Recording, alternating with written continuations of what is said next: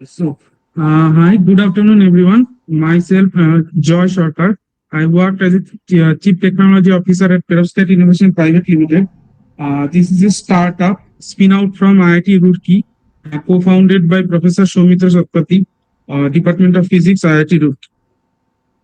Today, I'll discuss some of my work of using SETFOS software. Here, I basically do the validation part using SETFOS software of the experimental work what we have done here. So this is the outcome of today's discussion. At first, I will show you how the SETFOS software works, what is the fundamental principle behind this working, and there is the device structure which we have used. And then I have discussed some of my work and published. One of them is already published, and 2 or 3 are more in review. So, SETFOS is this, all of you maybe know that SETFOS is a simulation software which performs optical and electrical modeling of semiconductor devices. And here I majorly use the photovoltaic part, and which uses these 3 models: the absorption model, drift diffusion model, and advanced optics model. And this is the workflow of the how SETFOS software works.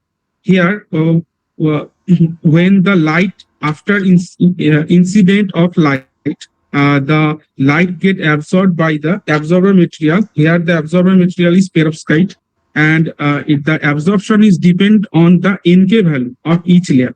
And then the excitons or the charge carriers are generated, which is followed by the Maxwell equation. Then there is a movement or separation of charges happened. This is guided by Poisson's equation and continuity equation. And finally, the generation of current is happened, which follows by drift and diffusion model. This is the basic flow chart of SETFOS software. Now, the main crucial parameter here for SETFOS simulation is the NK value. Here, what we have done, we have used our experimentally obtained NK value. Suppose we make a perovskite solar cell, and for each of the layer, we perform ellipsometry and collect the experimentally obtained NK. NK means N means refractive index, and K means extinction coefficient. These are the main crucial parameters which impact more on how the solar cell works, and these 2 parameters are primarily important for all the SETFOS simulation. And the high value of refractive index means the stronger interference in the device stacks, and low value means the light passes more faster in the layer and weaker interference. And the K is the extinction coefficient. The high K extinction coefficient means the light get more absorbed in that layer. And in solar cell, what we usually expect that for the absorber layer, the K value should be very high, so that the major portion of light get absorbed in only the absorber layer, and the K value should be low in the transport layer or in the electrode layer, so that the light not get absorbed by those layers. Because if light get absorbed by that layer, electrode layer or charge transport layer, then it occurs parasitic losses, because that current or that light absorption part will not be result in device final JSC value. That is why we have to keep the NK the material very specific or choosy, so that this followed the basic NK profile or a basic NK trend. Now, here I have used the perovskite material. So what is the perovskite mineral? It's a very popular nowadays. All of you know that it is discovered as a mineral by Russian mineralogist Gustav Rose in 1839 and named after Lev Perovsky. It has a ABXC type crystal structure. A and B are the 2 cations, positive, and X is the anion.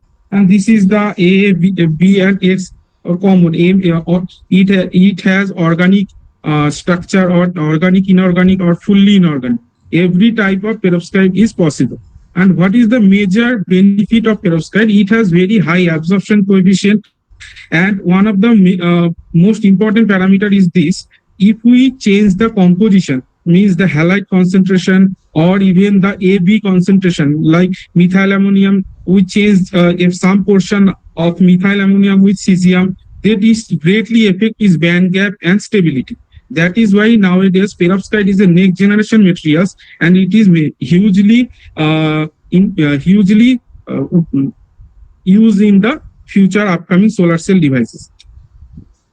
Now, the device structure, there are two types of device structure for a perovskite solar cell. One is NIP and another is PIN.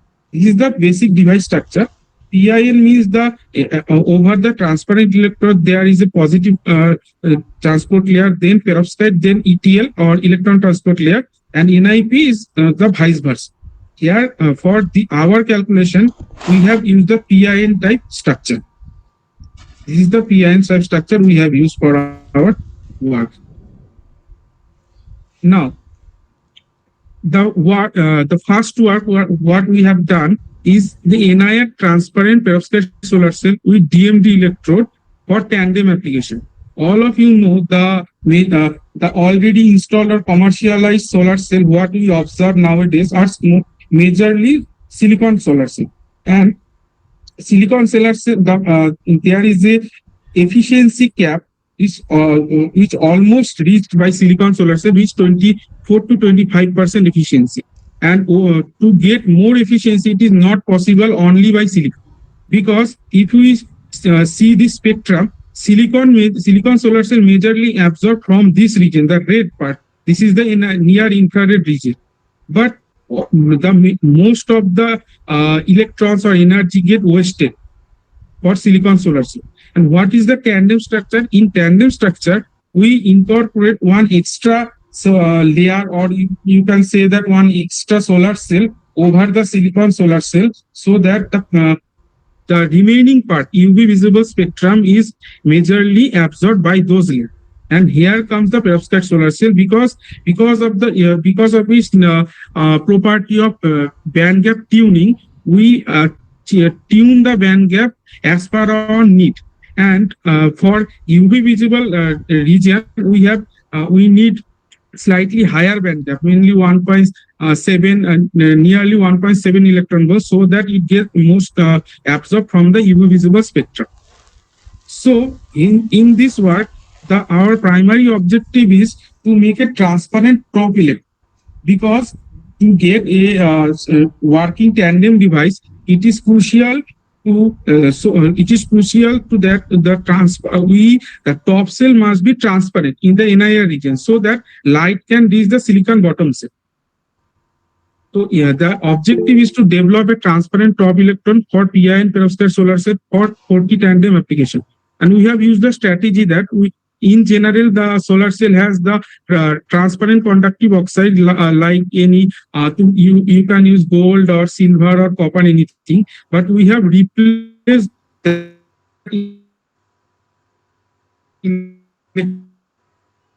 with.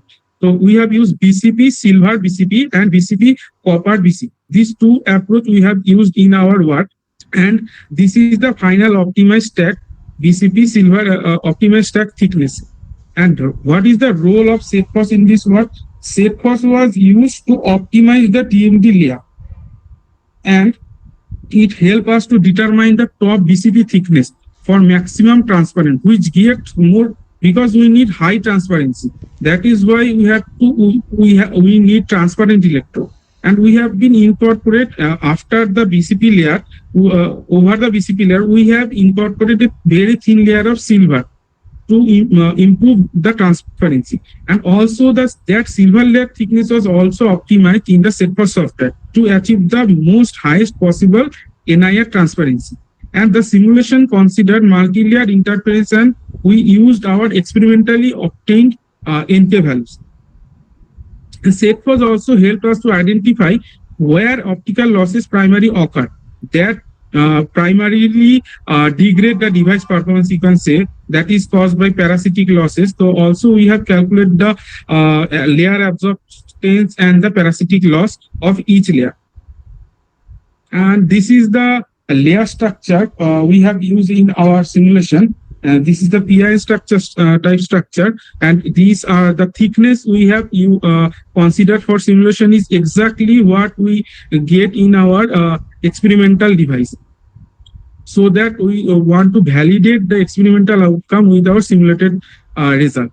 This is a tandem structure. At top, there is a perovskite solar cell, and this is a basic structure of a perovskite solar cell. At first, a FTO, then a HTL layer, Neo2 packs we have used here, then perovskite and 60 DMD.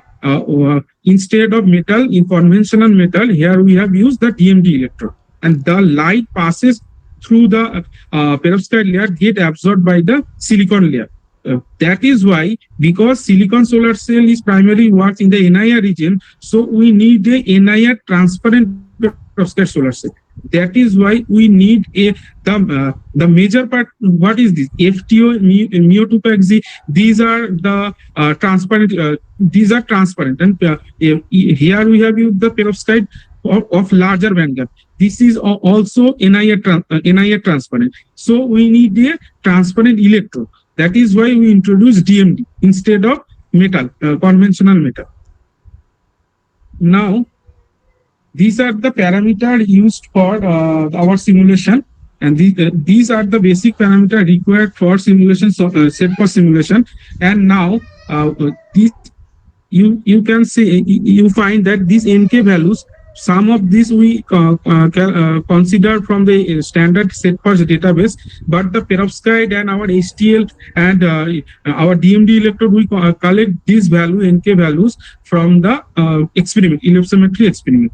And one thing I want to mention that here, because I just validate the experimental results, so that our materials are known to us.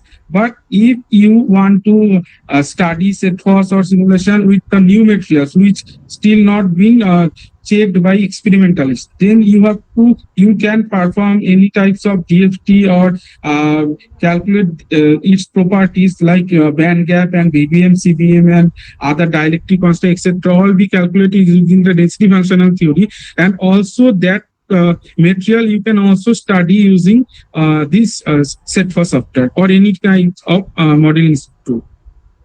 This is also an option. Now, this is a contour plot.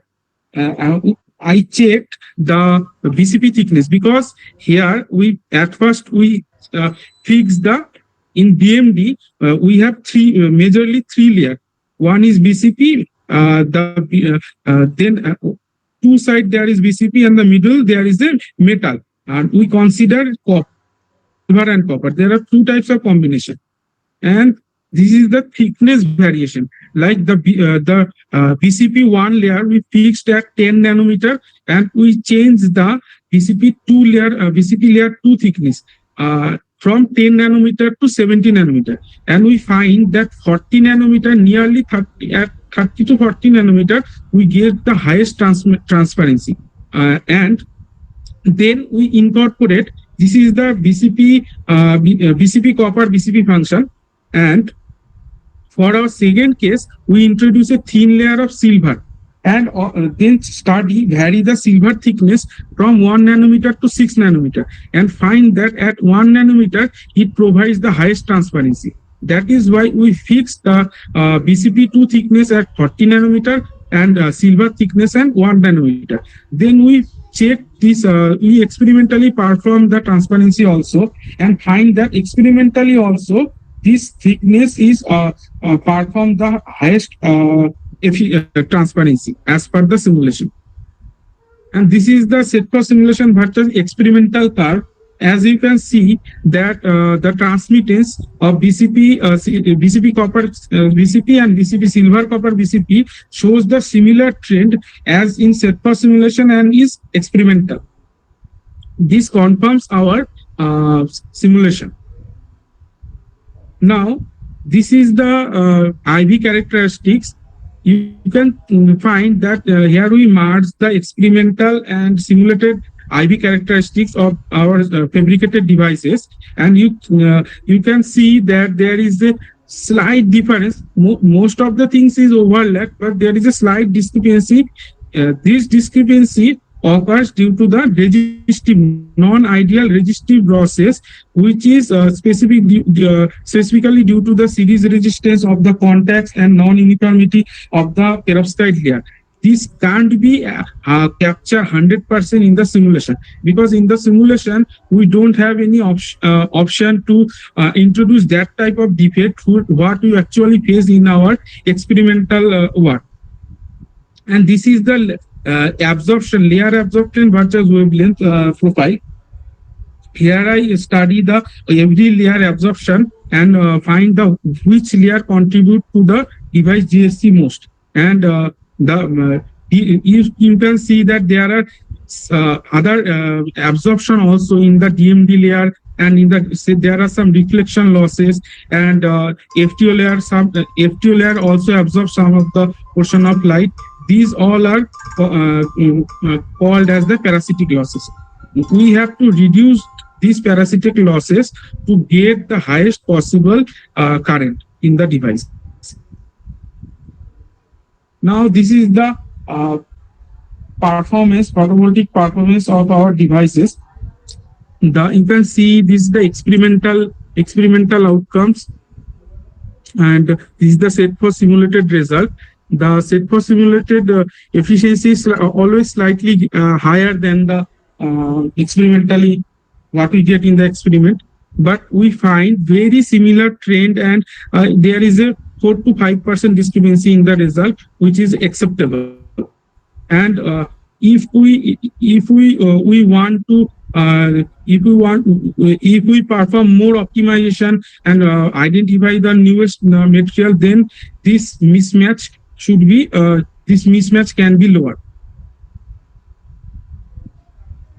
And why SETFOS is important in this work? Because it showed the BCP thickness of 40 nanometer gives the best transparency, which is actually validated from our experiment also.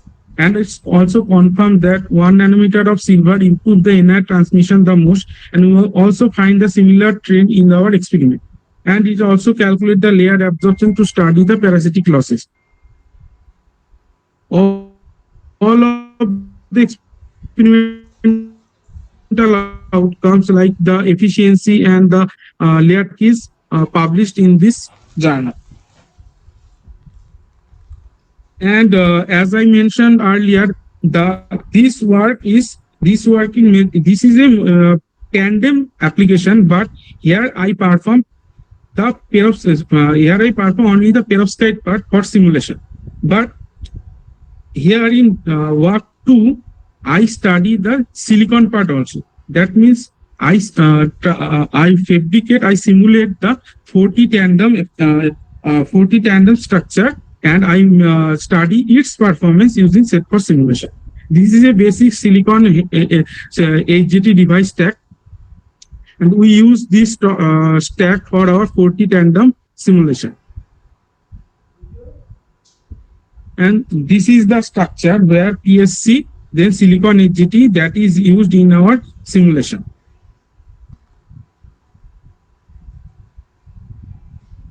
And as I mentioned earlier, the NIR spectrum should be transmitted from the PSC solar cell, so that the remaining part can be absorbed in the perovskite layer. And as we mentioned, as we see that red part indicate the filter spectrum, or red part indicate the filter spectrum through PSC, and this portion is used by the silicon solar cell. And you see that the total NIR region is compact for silicon solar cell. That is why the perovskite part is the added benefit, and the NIR region is available for the silicon solar cell. And this is the tandem output, or you can see the tandem characteristic what we can get from the SETFOS software. And you can see in the if we consider a silicon solar cell, we get spectrum from this. The blue part is for the silicon solar cell, and this green part green part consists for the perovskite solar cell. And in the tandem, we get absorption for this region from the perovskite solar cell, and this region for the silicon solar cell. And this is the stack contribution, and it also shows the similar trend like this. This is the EQ spectrum of the perovskite, standalone silicon HGT, and the combined. You can see this is the standalone silicon mostly work in this from NIR region and perovskite in the UV visible region. And as a combined, when we merge these two cells and make a 40 device, then we can get a complete whole spectrum. We can get the current from this complete whole spectrum that is indicated by this black line.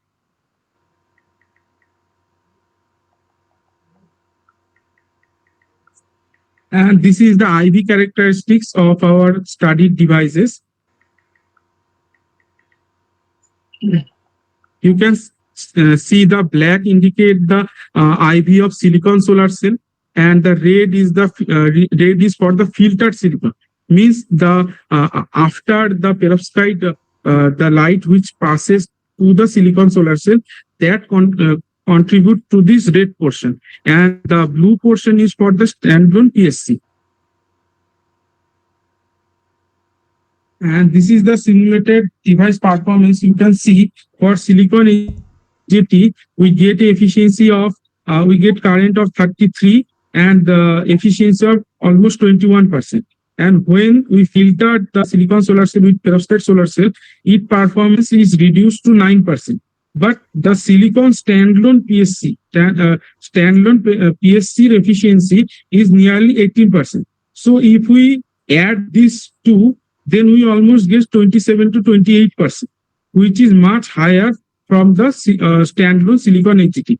This is the main objective of using 40 silicon 40 technology, because the silicon standalone can't give more efficiency than the 23 or 24%. If we want to increase the efficiency, and if we don't want to increase the land area, because there is always a land restriction, so what we need? We need to increase the efficiency. But for silicon, it is almost achieved this highest theoretical limit. So more increase in silicon is difficult to achieve.